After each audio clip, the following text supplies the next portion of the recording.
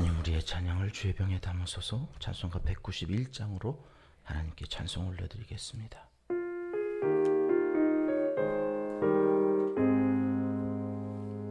내가 매일 기쁘게 순례의 길 행함은 주의 팔이 나를 안보함이요, 내가 주의 큰 복을 받는 참된 비결은 주의 영이 함께함이라. 성령이 계시네. 반음만 들어주세요. 할렐루야. 함께하시네. 좁은 길을 걸으며 밤낮 기뻐하는 것 주의 영이 함께함이.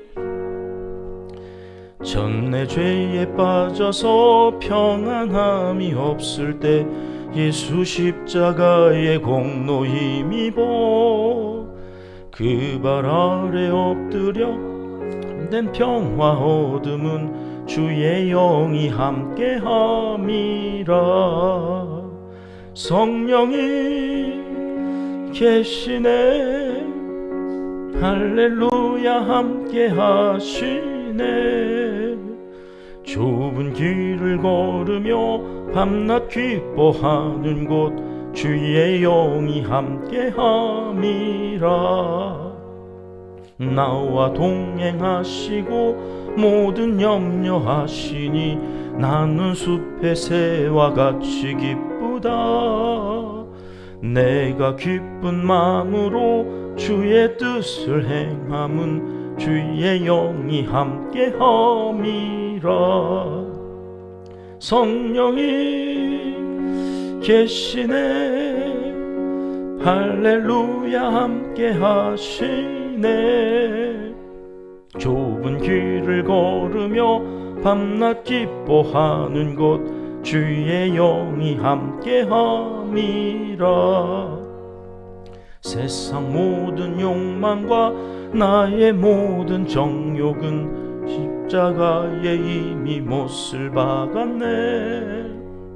어두운 밤이 지나고 무거운 짐 벗으니 주의 영이 함께함이라. 성령이 계시네. 할렐루야. 함께하시네. 좁은 길을 걸으며 밤낮 기뻐하는 곳 주의 영이 1절만 한 번 더 합니다. 1절.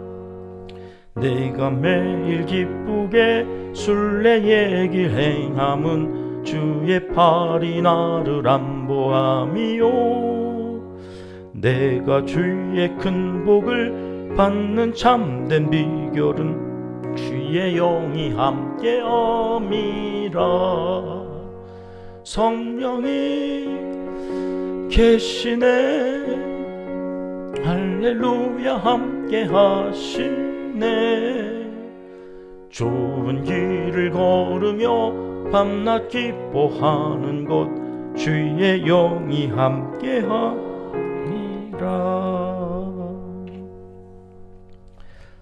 주님, 우리의 기도를 주의 병에 담으소서. 기도문으로 함께 기도하시겠습니다. 참 좋으신 우리 아버지 하나님, 간밤에도 우리에게 단점을 허락하여 주시고 이 새벽 건강을 주셔서 새벽을 깨우며 예배드리는 자리에 있게 하시니 진심으로 감사와 찬송과 영광을 올려드립니다. 매일매일 하나님의 말씀을 들려주시고 귀하신 뜻을 알게 하여 주셔서 날마다 성령의 인도하심 속에서 기쁨으로 살아가도록 인도하여 주시니 참으로 감사 또 감사를 올려드립니다. 우리 은평교회는 감동과 감격이 넘치는 예배 공동체가 되기를 사모합니다. 같은 시간, 같은 노래, 같은 기도를 드려도 늘 새로운 마음으로 날마다 새로운 구원을 찬송하며 하나님께 나아가도록 도와주시옵소서. 또한 주님의 사랑으로 한 가족 공동체를 이루기 원합니다. 모두가 한 마음 한 뜻으로 수용해주고 수용받는 아름다운 신앙 공동체를 이루게 하여 주시옵소서. 만나면 서로 축복하고 모이면 그리스도 안에서 서로를 인정하고 칭찬하는 사랑 공동체를 이루게 하여 주시옵소서. 기도 기둥에 붙여놓고 기도하는 이름들을 기억하여 주시고 어떤 상황, 어떤 형편에 처해 있든지 하늘의 지혜를 구하며 하나님의 도우시는 손길을 의지하며 살아가는 믿음의 자녀 손들이 다 되도록 은총을 베풀어 주시옵소서. 오늘도 선교 현장에서 온 정성을 다해 복음을 전하며 사명을 감당할 선교사님들을 위해 기도합니다.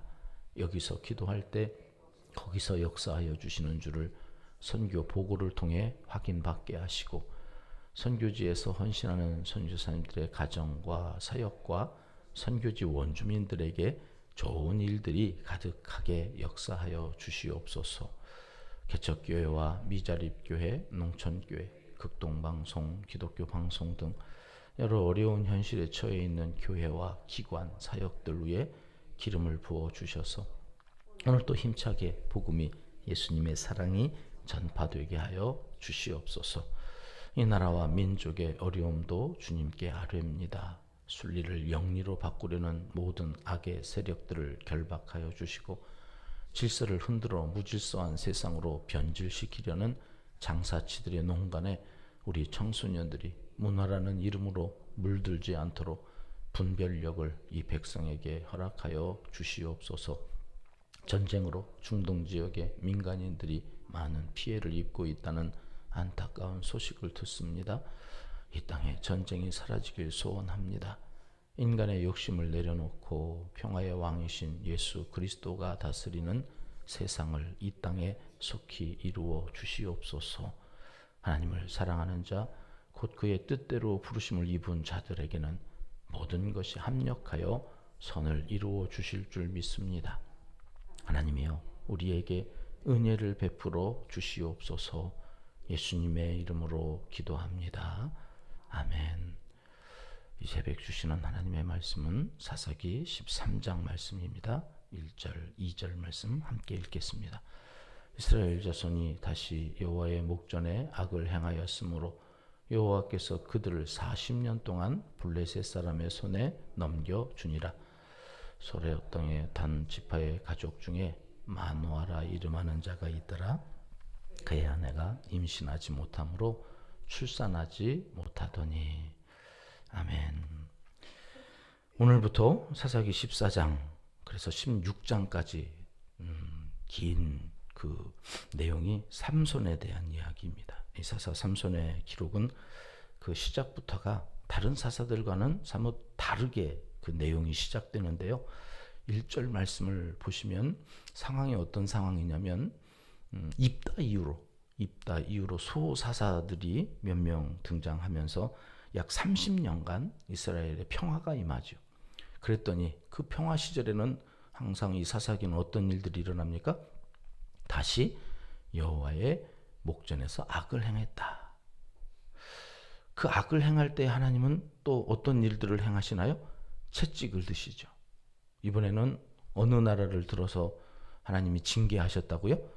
블레셋. 몇 년 동안요? 40년 동안이나. 40년 동안이나. 그런 상황에서 2절 말씀이요. 같이 읽어봅니다. 소라 땅에 단 지파의 가족 중에 마누아라 이름하는 자가 있더라. 그의 아내가 임신하지 못하므로 출산하지 못하더니. 소라 땅에 단 지파의 가족 중에 마누아라 이름하는 자가 있었다. 지도를 보시면 이 단이라고 하는 지파가 머물고 있는 그 여호수아 때 땅을 분할받은 저 빨간 화살표로 되어져 있는 단 지파가 차지한 땅은 어디하고 붙어 있나요? 예, 블레셋하고 붙어 있어요. 그러니까 이 블레셋이 이스라엘을 압제할 때 40년 동안 제일 많이 피해를 입은 지파가 어느 지파일까요? 단 지파죠. 유다 지파는 그래도 힘이라도 있지. 그래서 붙어 있는 저 유다 지파도 피해를 많이 입었겠지만 특별히 단 지파가 그래가지고요. 다른 지도를 보면 저 북쪽에 있는 납달리 위쪽에 단이 있어요. 그리고 왕국 시대로 이제 넘어가면 그 단이라고 하는 지파가 저 납달리 북단 쪽에 있어가지고 단이 저 블레셋이 너무 괴롭히니까 도망간 거예요. 도망가는데 얼마나 도망가요? 제일 꼭대기로 도망가. 야, 이 블레셋 내 이가 갈린다 그래가지고 단 지파는 대부분의 사람들이 납달리 저 아셀 위에 있고 여기 단 지파의 땅이 거기 있으니까 거기에 일부 사람들이 남아있게 되어질 정도로 블레셋이 어마어마하게 괴롭혔던 지파가 단 지파예요. 그런데 오늘 그 삼손이 등장하는 첫머리에 어느 지파요? 단 지파. 그 단 지파의 마노아라고 하는 사람이 살았던 땅이 소라였다. 소라. 여러분, 이 소라라고 하는 뜻은 참담하다 그런 뜻이에요. 이 블레셋이 얼마나 괴롭혔는지 그 동네 이름이 참담함이에요. 그 참담했던 그때에 누가 한 사람이 살고 있었냐면 마노아라는 사람. 이 마노아라고 하는 사람의 어근은 또 노아예요. 노아. 뜻이 뭐예요? 안위하다, 평안하다 그런 뜻이에요. 이 참담한 지경 가운데 하나님이 한 사람을 컨택하는데 그 사람의 이름이 안위하다, 평안하다 그러니 이 참담함 속에서도 그 평안함, 그 하나님이 주셨던 안위함, 이 이름을 가지고 있었던 사람이 하나님의 눈에 들어왔는데 이 사람은 어떻다고요? 그 아내가 아이를 낳지 못해서 출산한 아이가 없는 그런 가정이었단 말이죠. 자, 거기에 하나님이 그 가정에 어떤 일을 행하시는가? 3절 말씀 같이 보겠습니다. 시작. 여호와의 사자가 그 여인에게 나타나서 그에게 이르시되 보라, 네가 본래 임신하지 못함으로 출산하지 못하였으나 이제 임신하여 아들을 낳으리니. 여호와의 사자가 나타나서는 뭐라고 그랬다고요? 보라. 지난 주일날 오후에 성경 통독하면서 보라, 이거 어디에서 많이 우리가 봤다 그랬어요? 룻기에서.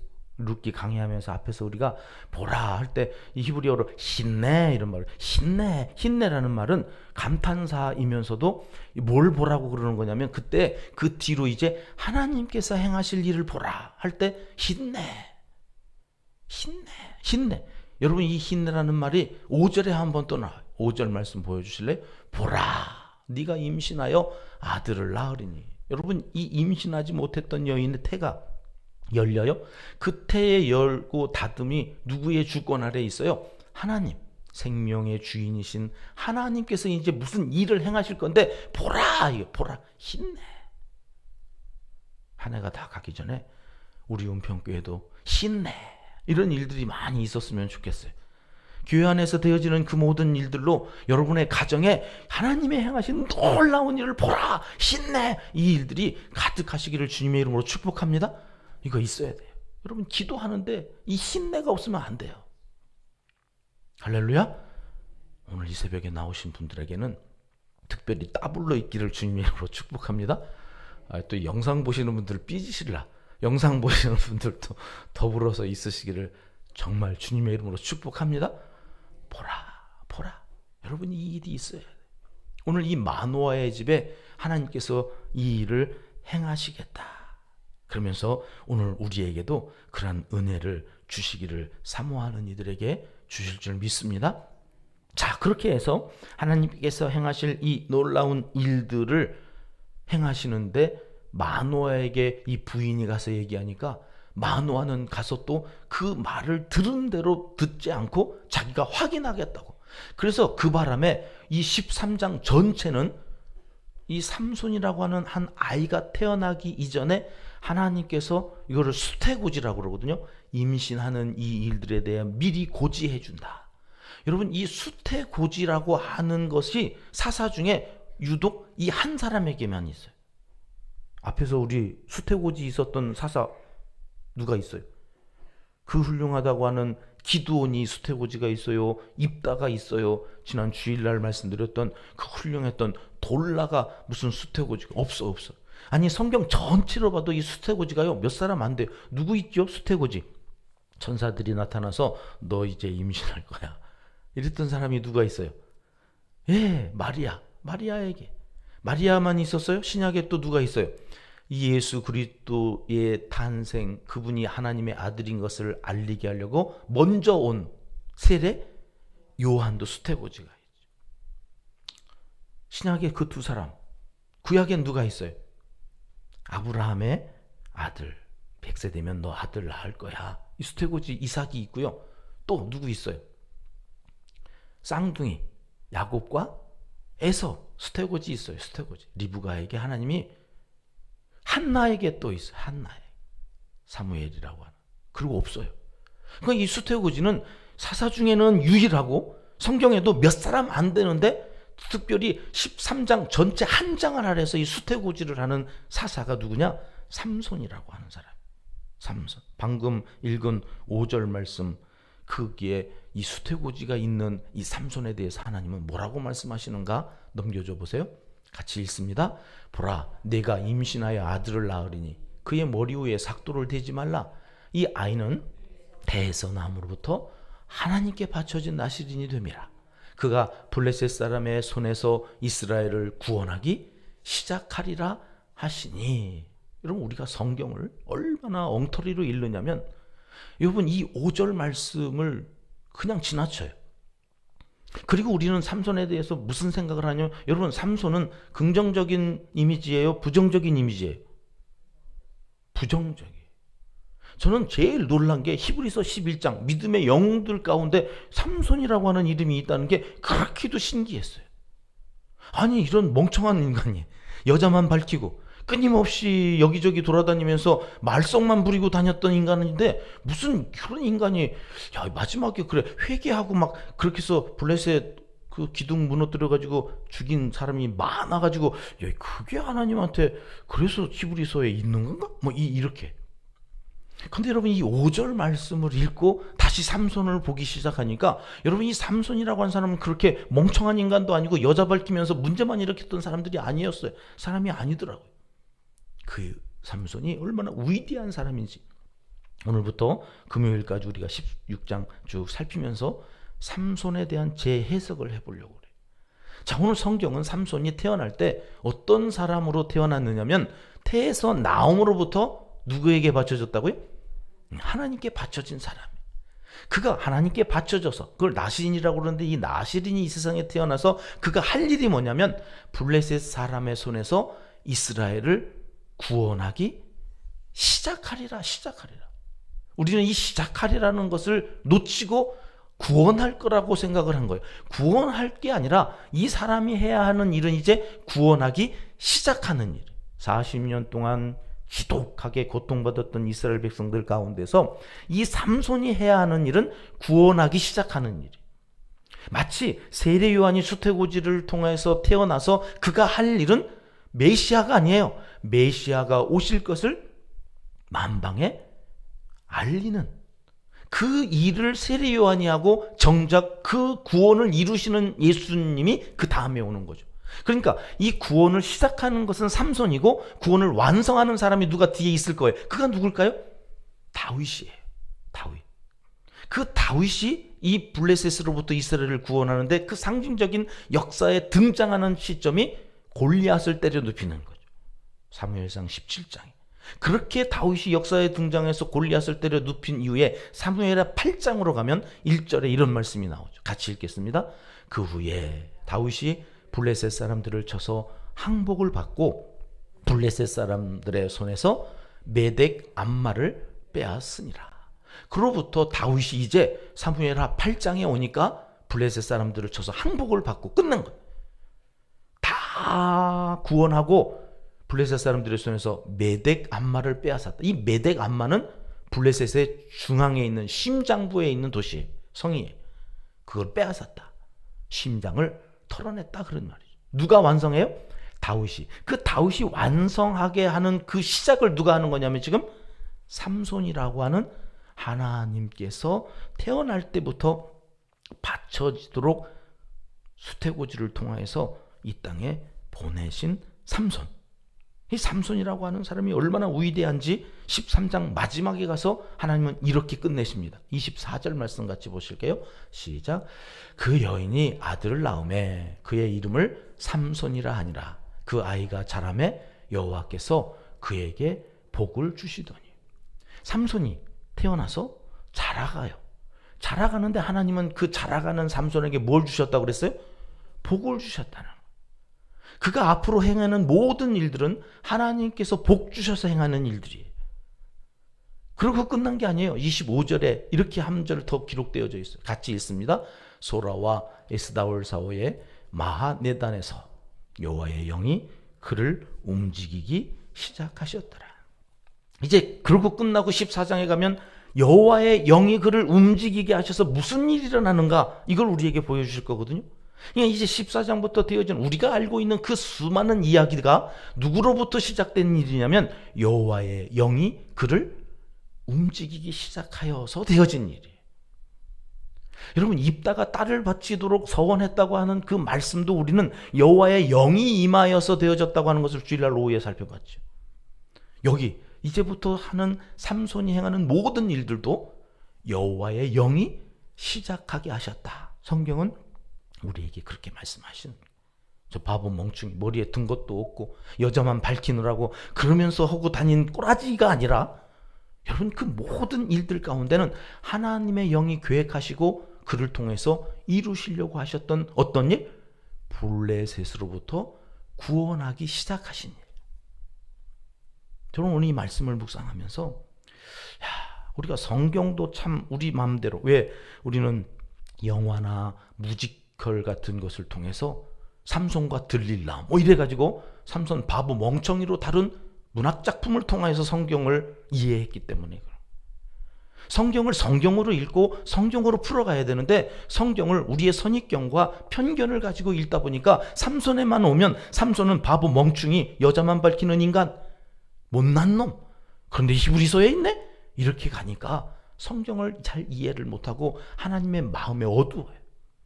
그리고 자꾸 하나님을 오해해요. 여러분, 우리에게 되어지는 그 모든 일들은 편견을 내려놔야 돼요. 그래야 하나님의 마음으로 이 세상에서 되어지는 내게 주어진 일들도 해석할 수 있어요. 왜 나한테 이런 일들이 있지? 왜 우리 가정에? 왜 우리 교회에? 왜? 여러분, 그것을 풀어가는 것은 성경이어야 돼요. 오늘 이 삼손도 마찬가지. 이제 되어지는 14장 15장 기대하고 오십시오. 얼마나 놀라운 이야기가 성경 속에 감추어져 있고 우리는 그것을 모르고 우리의 생각들, 우리의 선입견, 편견을 갖고 삼손을 오해하면서 성경을 읽고 있었는지 성경이 밝혀주는 대로 하나씩 하나씩 풀어가려고 합니다. 그러면서 다시 한번 결단합니다. 우리가 누군가를 볼 때에 내 생각, 내 판단으로, 선입견으로, 아이고 저거 하첨하는 거 봐라. 여러분, 하첨하는 거 아니에요. 정말 좋아서 그렇게 말할 수도 있잖아요. 아이고 저 목사님 앞에서 저거 봐라, 저거 보는 데서만. 아니요, 안 보는 데서 더 할 수 있잖아요. 우리는 자꾸 색안경을 끼고 내 판단으로, 내가 그러니까 저 사람도 그럴 거라고 자꾸 편견과 선입견으로 어떤 사람들을, 그래서 그 사람이 하는 말을, 진실을 자꾸 왜곡하고 받아들이지 못하는 일들이 얼마나 많이 있는지 몰라요. 삼손이 대표적인 피해자예요. 여러분, 누가 뭐라고 하면 일단은 믿어주십시오. 또 속더라도 일단 믿어주십시오. 편견과 선입견으로 사람들을 대하지 말고 있는 그 모습 그대로 수용해주고, 그 수용받을 때 경험하는 사랑이 한 사람을 살릴 거다. 또 속더라도 믿어주자. 그 믿음으로 여러분, 하나님께서 어떤 일들을 해나가시는지 우리는 이제 삼손을 통해서 확인하게 될 것입니다. 기도하겠습니다. 하나님 아버지, 우리가 알고 있던 삼손에 대한 편견이나 그릇된 판단이 오늘 성경의 관점으로 다시 보면서 우리도 잘못된 선입견으로 사람들을 판단하며 살지는 않았는지 돌아봅니다. 하나님의 사랑스러운 눈으로 보는 이 한날을 살아가게 도와주시옵소서. 예수님의 이름으로 기도드립니다. 아멘. 주님 가르쳐 주신 기도입니다. 하늘에 계신 우리 아버지, 아버지의 이름을 거룩하게 하시며 아버지의 나라가 오게 하시며 아버지의 뜻이 하늘에서와 같이 땅에서도 이루어지게 하소서. 오늘 우리에게 일용할 양식을 주시고 우리가 우리에게 잘못한 사람을 용서하여 준 것 같이 우리 죄를 용서하여 주시고 우리를 시험에 빠지지 않게 하시고 악에서 구하소서. 나라와 권능과 영광이 영원히 아버지의 것입니다. 아멘. 자, 이렇게 기도하시겠습니다.